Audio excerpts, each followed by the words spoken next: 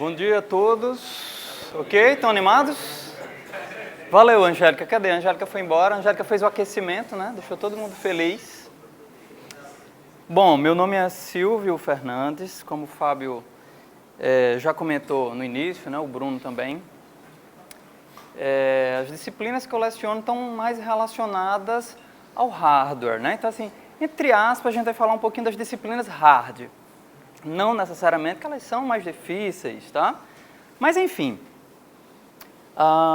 como vocês já viram, né, muita gente falando aqui, software, nem só de software vive a nossa vida da computação, né? Na verdade, sem o hardware a gente não consegue fazer absolutamente nada, né? É só uma ideia na nossa cabeça. Então, assim, vamos agora puxar para o outro lado, não é isso, Fábio? Então, existe uma piada muito antiga, tipo aquela do tio do pavê, né, que pergunta, sabe a diferença do hardware e software? Todo mundo sabe dessa piada? Acredito que sim, né? Se não conhecer, vai contar agora para os seus netos também, tá certo? Software é aquilo que você xinga e hardware é aquilo que você chuta, né? Ou seja, em algum momento a coisa não dá certo, a não ser que os testes sejam feitos, bonitinhos, né? Então, a gente precisa, às vezes, extravasar a nossa raiva em algo palpável, né? Então, a gente precisa chegar no hardware, tá? Então, essa é a magia do que a gente vai estudar, né? Só que antes de ter o palpável, né? A gente precisa de muita engenharia mesmo, tá certo? Então, muito planejamento, muito design, muita coisa para chegar até a ter fisicamente o que a gente vai finalmente chutar quando não der certo, tá certo? Mas se tudo seguir as técnicas, se vocês seguirem tudo num padrão, a gente vai ter LEDs piscando e vai ser muito feliz ver isso, né? Ninguém vai precisar chutar nada, certo? Bom, essa aqui é a grade curricular desse novo curso, tá? O curso integral, como o Fábio colocou aqui, está dividido em 8 períodos. E eu destaquei aqui para vocês, das disciplinas obrigatórias, tá? Deixa eu voltar só um pouquinho aqui.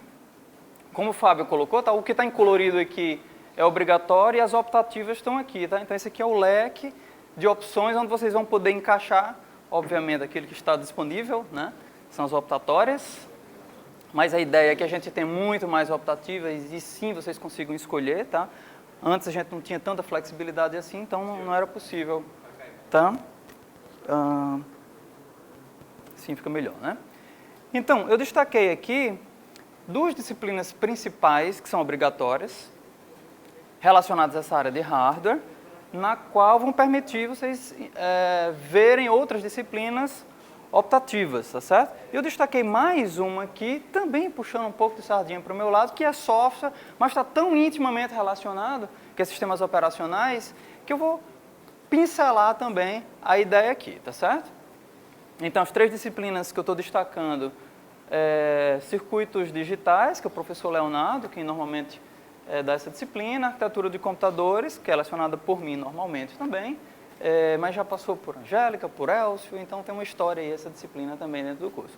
E sistemas operacionais também lecionei por muito tempo, agora estou professor Leiva, certo? Mas essas disciplinas são intimamente ligadas e é isso que eu vou tentar mostrar aqui para vocês, tá? Como é que uma coisa tem a ver com a outra e tentar mostrar o significado de elas estarem ali exatamente nessa ordem, tá? Então esse aqui é o leque de opções de optativas. Mais uma vez eu vou destacar aquelas que são relacionadas a hardware, tá? Então a gente tem automação e controle, isso muito empregado na indústria. A professora Daniele normalmente leciona essa disciplina. Temos o laboratório de circuitos digitais, ainda não foi oferecida. Microcontroladores e microprocessadores, o professor Leonardo normalmente está com ela. Temos uma introdução eletrônica, introdução robótica, linguagem de descrição de hardware e sistemas embarcados. Essas são algumas. E ainda podem existir tópicos especiais, na qual a gente pode pegar algo que está aí na crista da onda e incluir ali e a gente estudar mais especificamente o que está acontecendo, tá? Então, sistemas embarcados é uma outra que regularmente é oferecida, tá? Esse semestre tem, e alguns navegantes estão por aqui, né? E vão estar nessa disciplina. Bom, circuitos. Vou falar um pouquinho, na verdade, assim, eu peguei ideias que tinha ali na ementa da disciplina, mas achei que seria meio chato listar isso para vocês e coloquei algumas figurinhas aqui para a gente pensar no que é isso, tá? Isso aqui não é um merchan do Google, tá certo? Isso é só um doodle bem legal, no qual eles mostram um projeto lógico, tá? Então, assim, circuitos ele está baseado nisso. Você tem alguma ideia que envolve lógica, tá? E lógica é baseada toda numa álgebra booleana, tá? Então, aqui ele faz ele acende cada uma das letrinhas aí, baseado aí se o x e o y tem o valor 1 ou 0, tá certo? Então, esse é um projeto lógico e existe toda uma combinação aí de um circuito, tá? Para que isso acendesse, tá? Isso poderiam ser LEDs, né? E a gente ia ficar bem feliz. Bem mais feliz do que ver uma tela, né? Tá vendo como é legal o físico? Então, ó, baseado, para se construir esse tipo de coisa, tá? Na disciplina de circuitos lógicos, vocês vão aprender, né? Vocês que ainda não fizeram a disciplina ou que estão fazendo, né? E quem já fez também vai dar uma relembrada agora, vão conhecer a ideia de portas lógicas, né? Então, esses são os componentes básicos onde você consegue construir coisas incríveis a partir de coisas muito simples, tá? Então, a ideia da lógica booleana é empregada justamente em cada um desses operadores lógicos, tá? Então, para todo projeto lógico ser construído, você precisa fazer uso dessas portas lógicas, tá?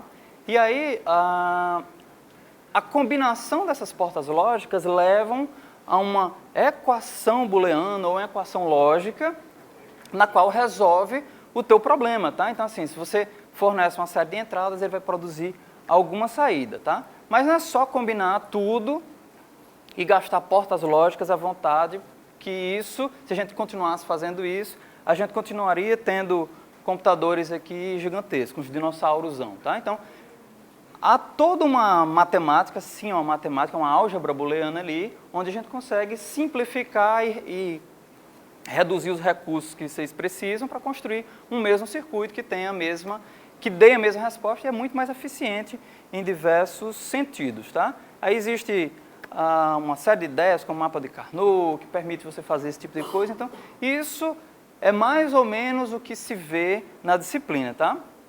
E aí alguém poderia me perguntar, mas espera aí, eu vou construir esse monte de coisa para quê? Eu vou combinar esse monte de letrinha ali, fazer soma, ali não tem nenhuma multiplicação, podia ter uma multiplicação, mas tem umas barrinhas em cima, outra não tem. Para que eu vou fazer isso, tá? E isso permite você construir circuitos simples. E esses circuitos simples, eles podem ser combinados e criar circuitos um pouco mais elaborados. E esses circuitos mais elaborados podem chegar a coisas muito complexas até a um processador, tá? E é aí que eu quero fazer a ligação com as demais disciplinas, tá? Então aqui eu tenho um exemplo, não ficou legal o contraste, né? De um circuito de 1 bit, tá? Tem uma combinação de portas lógicas, onde você consegue inserir 2 bits aqui, ele me dá a soma desses dois e ele me dá um vai 1 que serve para uma próxima soma, tá? Então, se eu colocar tudo isso numa caixinha e combinar várias caixinhas, eu poderia, por exemplo, ter um somador de 4 bits, né? Então, com esse somador de 4 bits, eu poderia criar multiplicadores. Com esses multiplicadores, eu poderia criar, sei lá, um integrador, seja lá o que for. Tá? Então, eu posso combinar todas essas coisas e chegar em coisas muito mais elaboradas, tá? Um outro exemplo aqui, isso aí diverte muita gente, né? Fazer um decodificador de 7 segmentos, tá? Então, você pode colocar ali para ele mostrar números e isso já tem uma interface com a gente, né? Assim, com o mundo real. Você poderia fazer os somadores receberem cada um número e o resultado mostrar nesse display, enfim, tá? Então, a partir desses circuitos simples que podem ser encapsulados e podem virar coisas mais complexas, a gente pode criar componentes que podem ser reutilizados em coisas mais elaboradas, tá? Então aí entra a coisa da arquitetura de computadores. Imagine que você criou vários desses bloquinhos, tá? Somador, decodificador, multiplicador, deslocador, codificador, operador lógico, armazenador, lá, tá? Criou esse montão de coisas e você quer fazer o seguinte, tá tudo ali, eu quero criar caminhos nos quais eu consiga comunicar um dado para um e reutilizar esse mesmo caminho e conseguir usar vários desses componentes aí de maneira mais eficiente, né? Então, assim, eu consigo usar um mesmo somador para coisas diferentes, ou eu consigo o mesmo acumulador, multiplexador e assim por diante, tá? Então, a ideia de arquitetura de computadores é a gente conseguir aproveitar todos esses bloquinhos que são feitos lá em circuitos, não exatamente todos, né? Mas a ideia é de se aproveitar desses circuitos criar caminhos para que você consiga usar de maneira reaproveitável esses carinhas aí, tá certo? Então, sendo um pouquinho mais específico, a gente tem o seguinte, tá? Quando a gente combina aquelas coisas todas, a gente consegue criar um processador, tá? Uma CPU, vamos dizer assim, tá certo? Onde você tem toda uma lógica aritmética e lógica, na qual você consegue dizer, execute isso, execute aquilo, tá? Mas para isso você tem que fornecer instruções, tá? Então você tem um conjunto binário que é entendido por esse processador aí, você envia um tamanho específico de bits, ele sabe o que fazer com isso e ele produz outro conjunto de bits que vai servir para a gente se comunicar com o mundo afora ou acender os LEDs, né? Bom, basicamente a gente tem memórias, tá, de diversos tipos, onde você consegue armazenar dados, instruções e dizer ao processador o que fazer.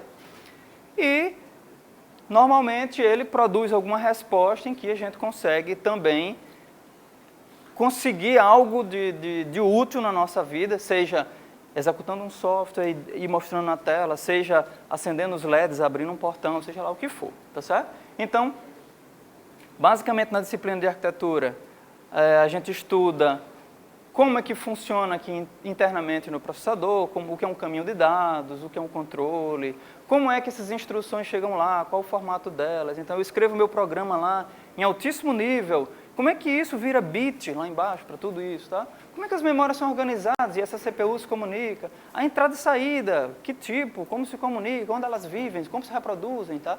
Então, tudo isso a gente vê em arquitetura de computadores, tá certo?